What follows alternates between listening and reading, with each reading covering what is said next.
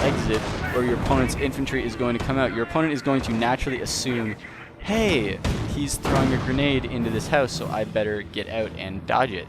Well, lo and behold, you're actually throwing a grenade at the door to the house, your opponent jumps out and jumps right into the mine, and because units really clump up when they get out of buildings, you're pretty much screwed, and your entire squad, or at least most of your squad, is going to die. And see, there you go. Maybe a little bit over a quarter health, probably a third health, and he's regenerating, and I'm just going to keep bum rushing this mortar, and he's going to have to retreat, and he's not very... I actually don't know if that was kidding or not. I hope it was kidding. That was kidding. I would hate for him in those terms. But I do have vet 2 on my tanks, but I am expecting... I don't know what this AT gun is doing. There's another AT gun. I'm just trying to put as much pressure on as possible at this point. I know Calliope's and probably a Pershing are going to be out very, very soon, and in in 3/4 of a CP, I am going to have my King Tiger, so I will probably be saving up right now for the manpower to get my King Tiger, because King Tiger is really the main counter to Armour Company. It takes care of the Pershing no problem. It takes care of the Calliope pretty much no problem. I mean, Calliopes are a little bit ridiculously OP right now in the sense that they're rocking so much damage to tanks and stuff like that. I actually dodged a bullet right there. He was smart, and he was attack moving with his AT gun on the building. If you attack move with a vehicle or even infantry on a building, it'll shoot the building even if the building is in the fog of war. It'll shoot it at max range, and AT guns and packs seem to do a ridiculous amount of damage to buildings in Company of Heroes Online, and if you manage to kill the building before your opponent leaves the building, the squad inside the building will die. So that's a nice little perk right there. Hit a mine, hit the mine. That sucks. Definitely hacking. Anyways, I have a decent VP advantage, which is, it's kind of funny, it's sort of the inverse of, it's sort of the opposite of how the terror matchup worked against Americans in vanilla, in the sense that in vanilla the fight against terror was, hey, can I stall and get a big enough VP advantage that I can beat him once the KT hits the field. In the case of the Company of Heroes Online matchup, it's more like, can I, as the Wehrmacht player, get enough map control and build up enough forces that a few Calliope barrages don't completely destroy me and screw me over. I will hopefully intercept this, yes.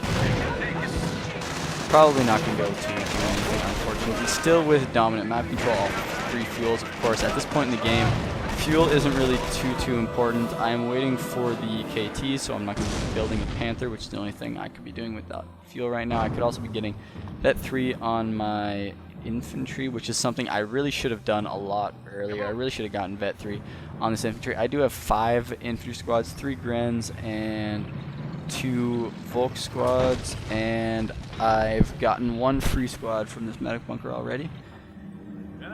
And Vet 3 at this point in the game would really help me out, especially against all of the infantry he is throwing at me. Lots of Vet as well.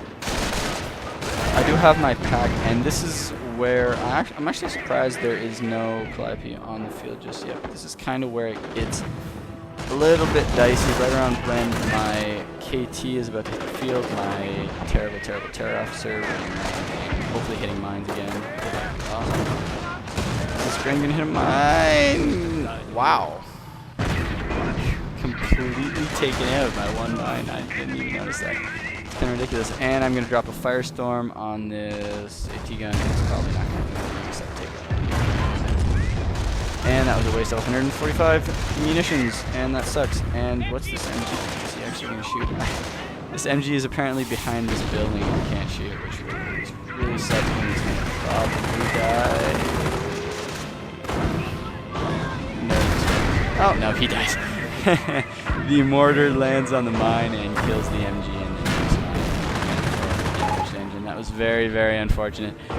But I do manage to increase my VP lead even more, and my KT is finally on the field before his Calliope, in fact, which is very interesting. He actually doesn't have much in the way of units at this point in the game. I am going to try to ninja cap the VPs just in order to have them tick down a little bit quicker. But I'm going to have to retreat right there. And I am feeling a little teeny tiny bit better about my chances now that my KT has hit the field. I am still worried about the Calliope because a KT with no support is a fairly useless unit, and the Calliope is excellent. Oh, there it is. The Calliope is excellent at killing the support. It is very good against Grans, very good against packs, all that good stuff. But I do have my Ostwind, only 5 kills. However, my P4 has 7 kills, so my tank depot units have been doing decently well, not too amazingly well, but that's not really the point. The main point was a little bit of insurance against the strong late game and of I'm gonna play with Gunner and for Calliope Barrage, so I'm just gonna insert retreat because I don't want to risk it. But my Terror's just like, oh well, I'll just walk away. He could probably eat like 5 of these bullets and he'll still be cool. So I'm going to decloak him because he moves faster when he's decloaked. And yep, there we go, finally. And I'm going to go cap at that point because right now I want to win by VPs. I don't really want to be too overly aggressive because if I'm too overly aggressive I might walk into these AT guns. One of them's Duffy, so we can have 3 AP mines, 1 AP mine, 3 shells. And my KT, my goodness, just kind of holding down the fort in the middle. I have a decent supply of resources. I really need to be reinforcing these. I am focusing a little bit too much on the left-hand side, I feel. And I'm probably going to get another P4. At this point, I don't really want a Panther. And the reason for that is Panthers are really one-trick ponies. They're good for AT, and they're not really good for anything else. I have my pack, my AT gun, and with Vet, the Panzer IV is still a fairly strong anti-tank unit anyways. I mean, it's not enough to hold up against a Pershing, of course, however.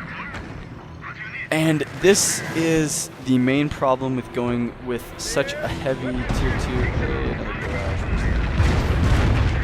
2. The main problem with going such a heavy tier 2 anti-tank force is that you are extremely immobile. I mean, I do have my pack right there, and it is going to take a few shots at the Calliope, and if I'm lucky, he's not going to retreat, but I think he is smart, so he will retreat.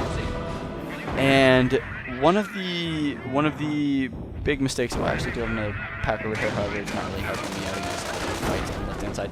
One big mistake AFKNinja made a few seconds ago with that last Calliope Barrage, and I believe continues to make throughout this game, is, wow, same mine, same spot. Killed another full health squad, that's so weird. But he spent way too much effort, way too much resources, way too much time, and way too many Calliope Barrages on my King Tiger. You don't really want to use the Calliope to attack tanks. Excuse me, my goodness. You want to use the Calliope to kill off the support so your anti-tank units can kill the tanks. And I think excellent mine usage, however, from AFK.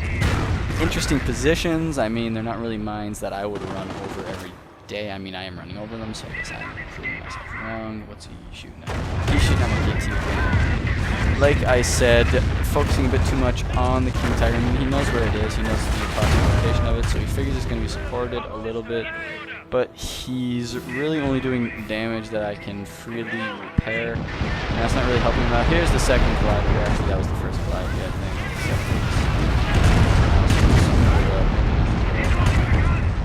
And I kind of managed to dodge it. That was actually not too bad. Where's the other Calliope? It's just chilling in the base. 3 kills on this one, and 3 kills on this one. So I've done a decent job of minimizing the Calliope damage. I still have my 2 VPs, and if I'm smart, I will get another MG very, very soon. And the reason for this is it'll really help me hold this middle VP. MGs are so ridiculously powerful right now anyways that it would make a whole heck of a lot of sense. And players just don't really expect MGs, especially this late in a game. I don't know what these units are doing, just chilling over here. I could also use a repair bunker, which is good. Anyways, I don't know what this Panzer IV is still doing all the way up here, but he's getting shelled, and my opponent is moving up into the middle. He knows he needs to take some VPs if he wants a chance at winning this game and possibly winning it. Another Collateral Barrage being wasted on the Tiger. Most of the rounds actually missing, probably because it was in the fog of war. And yeah, I am getting my repair bunkers, so I guess I read my own mind. This game I played a good deal of time ago while I was still on Christmas, or I suppose it's holiday vacation. AFK getting a bit desperate right now, capping under fire in the middle. He knows he needs the VPs. He's actually going to barrage my Panzer IV, which is going to but it came pretty darn close. Meanwhile, I am trying to use my infantry. This is a good idea to get into the habit of using. Try to use your infantry to clear the AT guns before your tanks move into fight. I mean, it's logical and it makes a lot of sense. You really want to use your infantry to fight the infantry and not use your tanks to fight the anti-tank weaponry. It's kind of counterproductive. He's actually maybe going to lose